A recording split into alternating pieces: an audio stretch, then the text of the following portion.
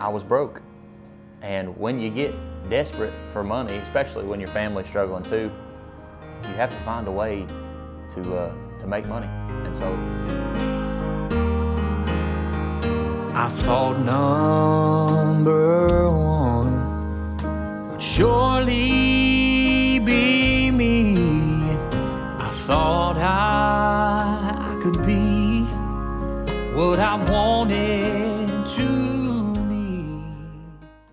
Have you always liked to sing, or when did that start for you? yeah, I've sang my whole life. My mama said that before I could talk, I would just hum till I fell asleep. So music has been my everything my whole life. I can't remember a time that I wasn't singing. When I was a kid, I was getting recognized by some Southern gospel people. They would hear me sing at churches and be like, "Wow, this kid's got some potential." But it never really took off the ground because I lived in a kind of like a Grundy. I lived in Polk County, Tennessee, and there's not much, publicity in Polk County.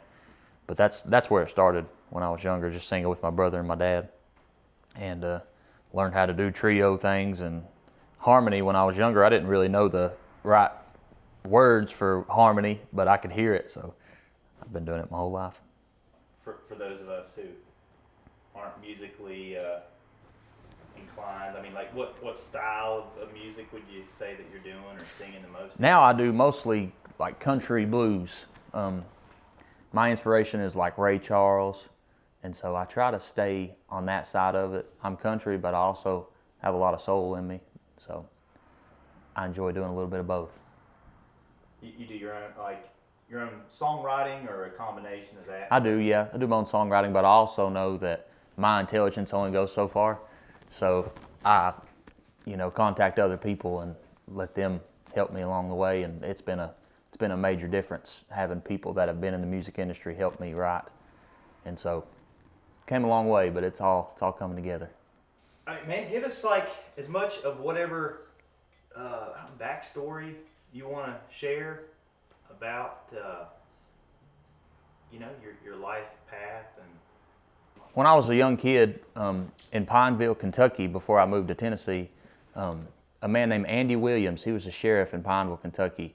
He started singing with me and my brother and my dad, and he taught us different harmonies and Southern gospel, and that kind of is what took it off the ground. And his son actually started to do a record for us, and ever since we've never stopped singing.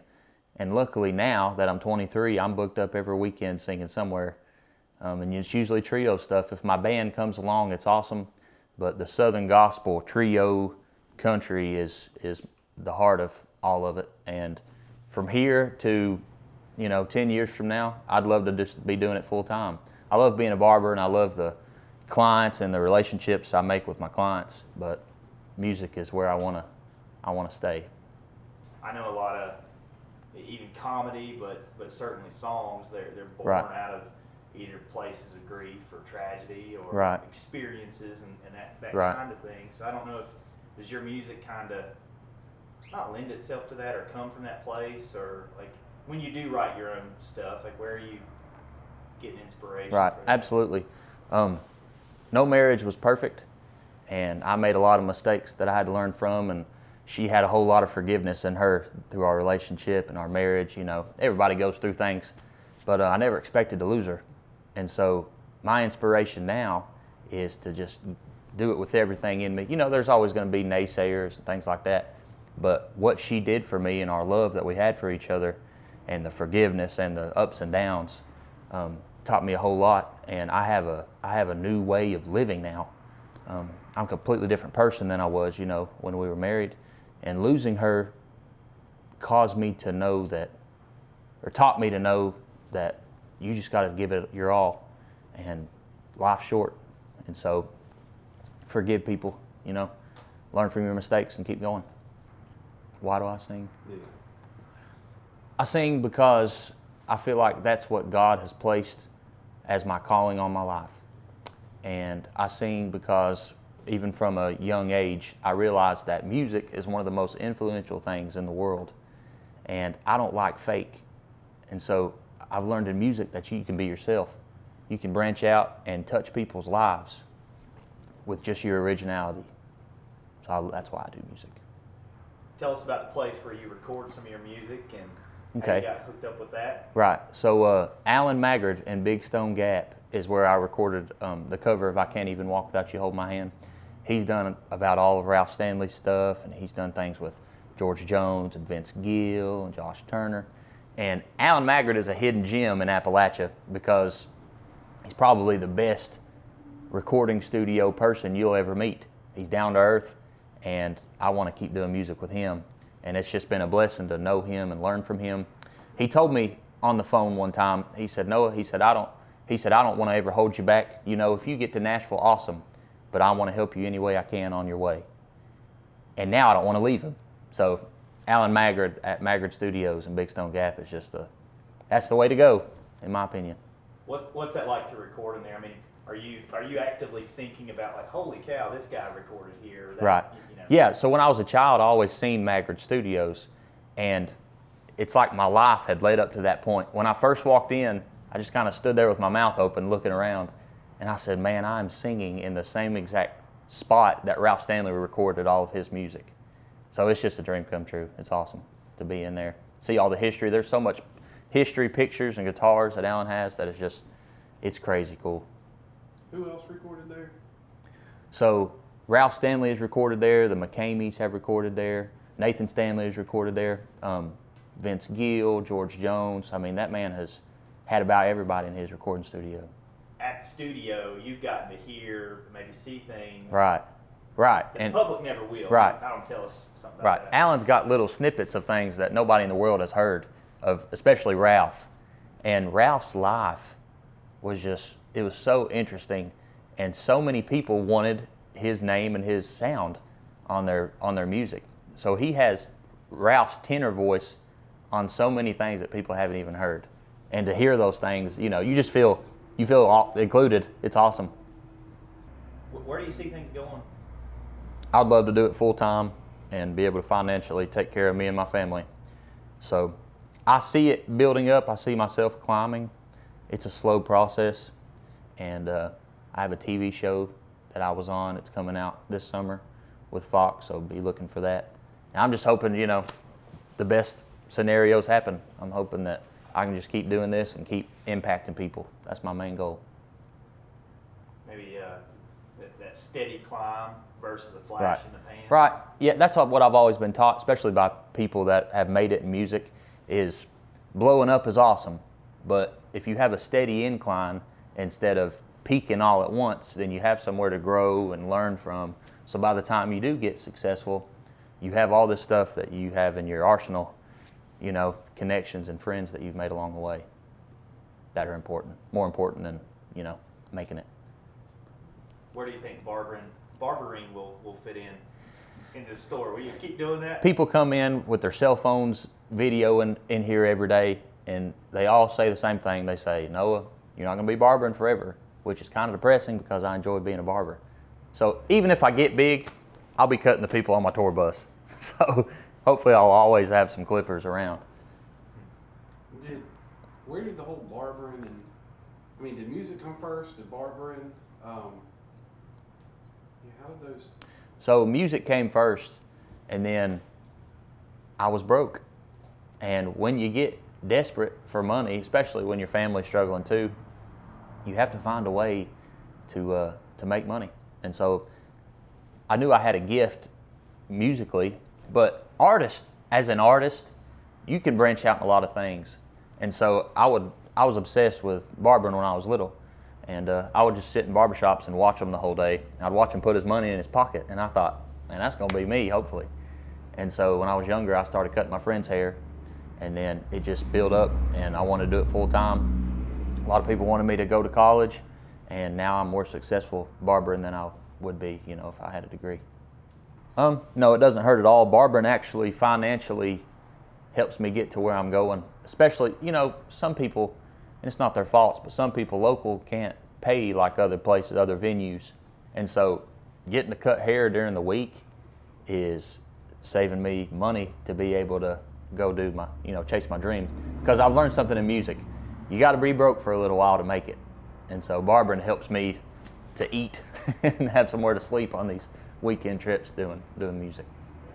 Is there also like though an inbuilt marketing component to it? I mean, you're sitting here talking to people, you know, for 8 hours a day. Right. Is that Absolutely. Everybody that comes into my barbershop, I say, hey, have you heard my new music? And I have a great fan base and a great community around me that helps me and pushes me forward. And I really appreciate all the help. And I'm not gonna lie to anybody. I get donations all the time toward my music and stuff like that, you know. It helps a ton because our band, we don't have it. So getting it changes everything. More music we put out, you know. And so we commit everything we do to our fans and our friends and family. You know, to thinking about the tragedy thing, how a lot of your best songs have come from, you know, heartbreaks and Right. breakups and loss. But, you know, typically hair salons and barbershops, you run across probably some pretty good stories. You Oh, know, absolutely. It's like the old grapevine. Absolutely. If you want to hear any gossip, just come to the barbershop. I find out what's happening in people's relationships before they do. so I hear about that everything. influence songs, maybe, you know. Absolutely. Down the road. Absolutely, yeah. People come in here all the time and they give me song ideas just by talking about their lives. And a lot of it in Buchanan County is wild. And I love it. So the singing barber, like moniker and all that, how'd that come? Were you just in here cutting one day and you were humming and somebody said, you should sing that louder? Or? Yep, so they gave me the label. I was cutting hair one day and people that started coming in started just labeling me as a singing barber. Every time an older fellow would come in, he'd say, oh, that's that singing feller. And then it turned into singing barber. Then I'd sit down and he'd say, you know any old music? I'd sing old music, vice versa. Some kid likes Bruno Mars, you'd come in and hear some Bruno Mars. So by the time I got on WCYB, because I had a video go viral on Facebook singing Tennessee Whiskey, everybody in the world knows me as a singing barber now. Do I love the name? I'll let you know. But I like when I get recognition, you know, of being the singing barber. I really appreciate people that listen to my stuff and encourage me. So I guess like you were already doing stuff before that viral video, right? I mean, Right. Were you already going and Right. booking stuff, or did that really? So Was that like one of those like? Well, that was a definite stair step moment. right, you know? right. It was a definite stair step moment. Before that, I was mostly booking at churches, and now I have venues, you know, that aren't churches, fairs and theaters that are booking me, which is crazy. It's just a dream of my family, and I get to bring my family along, which is rare because most of the time, family, you know, kind of goes their own way once you get older and establish yourself. But luckily, I'm blessed that my dad and my brother are two singers that are better than I am, and they can sing with me everywhere I go. Is there you said something like booking at churches? Are there like certain circuits that you want to run in? Like some musicians probably that's all they do is just sing at churches. Right. But I mean, like, Right. Is that your aim or? A lot of people try to put labels on everything. So I've had people come to me and they say, Noah, you're going to have to pick a route, buddy. You're going to have to pick either singing at churches or theaters and bars. But my opinion on it is I'll sing anywhere I'm asked, because I believe somebody at a bar can get a hold of the same Jesus as somebody can in a church. Moreover, Jesus never went to the churches. When he was younger, he taught in the synagogue when he was younger, but toward the latter part of his life, he was teaching in places that people that didn't go to church were. And so some of the church people that look at me and they're like, hey man, you need to pick a route. I'm like, hey man, they told Jesus the same thing. And so I love singing at churches. Every time I sing at a church, you know, the power of God's there and I love it. But if I can go to a theater or a bar and one person get a hold of something that they didn't have before, that wouldn't step foot in a church. If one person can get a hold of something that I said and it positively influenced them, I've done my job. Here's an odd one. I know last time we talked about the Stanley sound, but is there a the Stanley run, is there a Noah run? Is there a certain is there a signature to your, or Or a lot something of you like to do? a lot of people say that I add runs into music that never had it, and my friends in school said, "No, you're doing too much." But that doing too much has set me where I'm at now. So I don't know if I have a distinguished, trademark run yet, but it's coming. So it's on its way. But yeah, the Stanley sound, Ralph Stanley 2, Nathan Stanley, their sound's heard all through the world, and when you hear it, you automatically know it's a Stanley, which is crazy cool. And I've had a lot of influence from them. I've done concerts with them, and they've really helped my journey as well. Not to keep talking about them, but this is more my own personal curiosity. Like Stanley, I guess he wasn't just like a Christian music artist, Right. Or was he kind of? Because I mean, he was on the like the Old Brother Where Art Thou soundtrack, right? I mean, so and that's not necessarily a Christian movie, right? So like they really are the staple of bluegrass music. Yeah. And what was cool about Ralph Stanley is nobody else in the country could sound like him. There's been people in Appalachia try to mimic Ralph Stanley since he started singing. He had his own radio show a long time ago, and nobody can sound like him. So he really, and between Christian music and, regular bluegrass, coal mining music, there's nobody like him. So he's definitely diverse. He can sing. He sang about everything, and I know the world hated when they lost him because I don't think there'll ever be another Ralph Stanley. But I think it derived from the primitive Baptist, old regular Baptist scene that Appalachia still has, and not many places in the country have the old regular sound anymore. It's the line singing type stuff, and that's a rarity that Appalachia still has that a lot of the world doesn't. Who are your biggest musical influences? My biggest musical influences, this is so wide of a spectrum, but number one would be Michael Bublé. I sound nothing like Michael Bublé, but the way he entertains and keeps a crowd, I've went and watched Michael Bublé. It's one of my favorite people. Ray Charles, ain't nobody had soul like Ray Charles, and he'd just tell you how it was all the time. Elvis Presley, he had the attraction, of course, the look, but Elvis could sing anything, and he got most of his influence from what I hear from the soul community in Memphis, and I got my influence from the soul community in Chattanooga, Tennessee. So I grew up around all the good stuff, and that's my influences. Johnny Cash. I love outlaw people.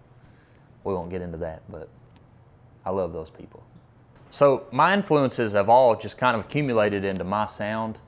I don't like to mimic anybody, but I believe every person that influences you, you can take kind of a snippet of who they are and add it into what you do. So when I was younger, I always listened to that fast vibrato of Michael Bublé. And he kind of got that from, Elvis Presley and let's see who else, just people like that. So that, that kind of, have a blue. So when I was younger, I always mimicked that because that fast vibrato is extremely attractive in the music world. And then people like, Ralph Stanley, that mountain sound is so rare. When, growing up in Tennessee, you sing Amazing Grace, it's just kind of like, how sweet. But the mountain sound, they add these little runs in it that changes everything. How sweet the sound. And it changes the whole dynamic of the song. And then, so growing up in Tennessee, Ray Charles' sound was all over the South because he had a little bit of both. He could sing a country song with Willie Nelson, but he also had that, well, yeah, that just kind of little run that would make people say, this man's got some soul in him. And so all those influences just kind of mixed in together with me, and that's why I tell people I can't put a label on what I do, but I keep working on it and try to do it well. All right, Noah, where do we see ourselves in this journey in the next, still kind of a young man, but we're going to be in 5 to 10 years? In 5 to 10 years, I want to change the whole dynamic of how people view God. And I say that to say this, I want people to know that there's still people out there struggling that can still serve and show people that there's hope. Giving somebody hope is one of the best things you can do. So in 5 to 10 years, not only with my music, but as an influencer, I want to give people hope. COVID and all that has absolutely destroyed people's whole dynamic of life, and a lot of people feel hopeless. So my goal in 5 to 10 years is to change the dynamic of the world. And, you know, not only just have the world peace like everybody says, that's never going to happen, but to let people know there's more to life than being drugged down by the things that have happened. No, where can people find you? Right now? My TikTok right now is the most influential thing I have. It's the Singing Barber. So just go look up the Singing Barber on TikTok. And then I have a Facebook called Noah Peters Music. And that Facebook will keep you updated on where I'm going to be, concerts I'm going to do. This weekend, you know, I'll be in Tennessee. And then March 24th, I'll be at the Alley on Main in Paintsville, Kentucky with Kentucky Music Mafia. So that'll be exciting. So yeah, keep up with me and I'll keep you all informed through everything. Down on my knees, that's where I learned how to stand. Oh Lord, I can't even walk without you holding my hand. Oh, my hand.